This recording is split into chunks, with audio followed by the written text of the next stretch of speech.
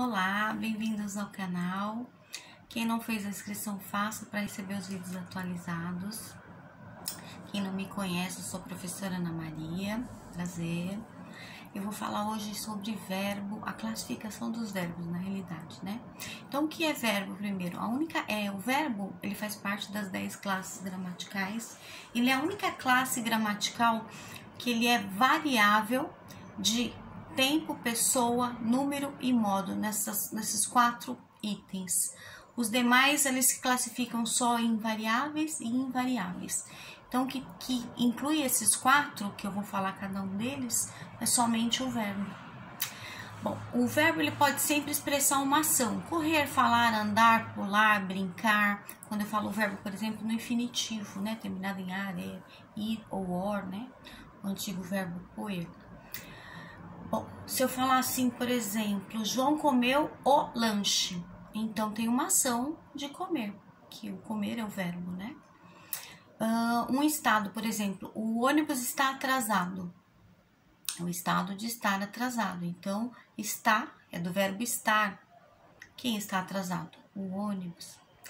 E pode ser também o fenômeno da natureza, né? O fenômeno da natureza pode ser verbo, chover, trovejar, relampejar, por exemplo, é um fenômeno da natureza, né? E não tem sujeito da oração. Por exemplo, se eu falar um fenômeno da natureza, choveu muito ontem à noite. Então, choveu é do verbo chover. Também o verbo ele pode transmitir um sentimento. Por exemplo, eu não o invejo. Então, no caso aí, o verbo é o invejar. Estou falando de um sentimento. Também ele pode transmitir outras ideias, né? Agora, quanto à classificação, então, dos verbos. Vamos começar com o tempo do verbo, né? O tempo.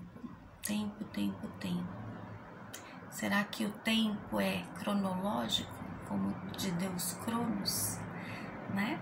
O tempo verbal, ele indica um momento que acontece alguma coisa. Por exemplo, o tempo ele pode estar tanto no presente, no passado ou no futuro. Existem esses 3 tempos. Por exemplo, o tempo no passado, ele é chamado de pretérito. Então, toda vez que você escutar falar a palavra pretérito referente a verbos, você já vai saber que é sempre passado, né? Pretérito perfeito, mais que perfeito, mais que perfeito. Sempre pretérito é ser referente ao passado.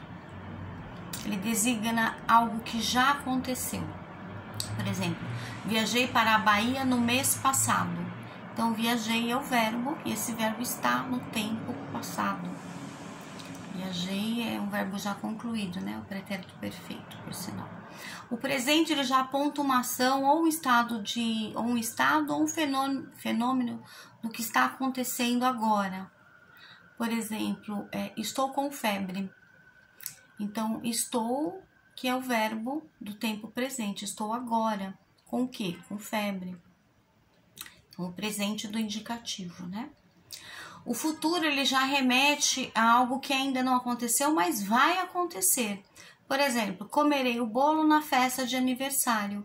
Comerei é o verbo, então, o verbo comer. É uma coisa que eu pretendo, né? Comer no futuro. Então, é isso, referente ao tempo. Agora, vamos para o número e pessoa.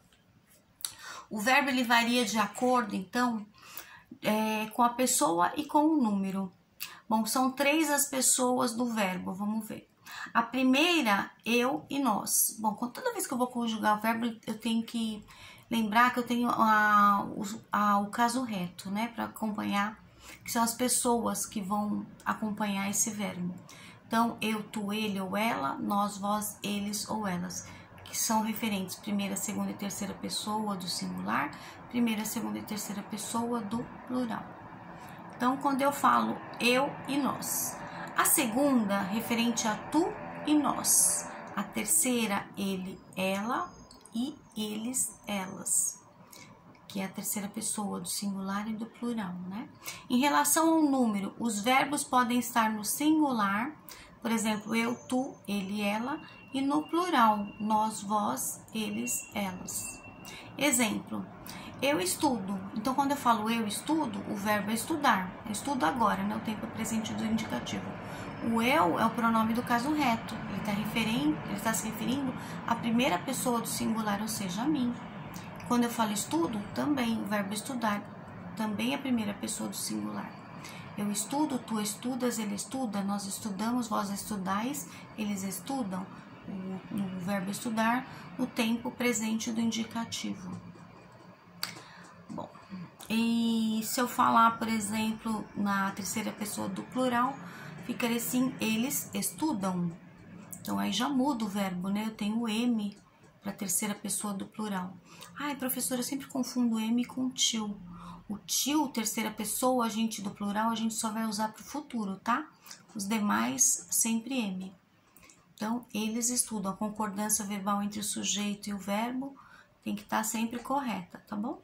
E o último, então, o modo. O modo, por exemplo, na língua portuguesa existem 3 modos verbais. O modo, então, indicativo, subjuntivo e o imperativo.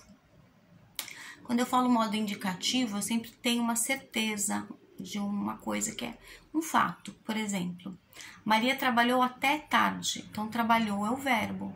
Então, eu tenho uma certeza aí. O subjuntivo, ele já não dá uma certeza. Muito pelo contrário, ele já dá uma incerteza, um talvez, uma possibilidade, um quiçá.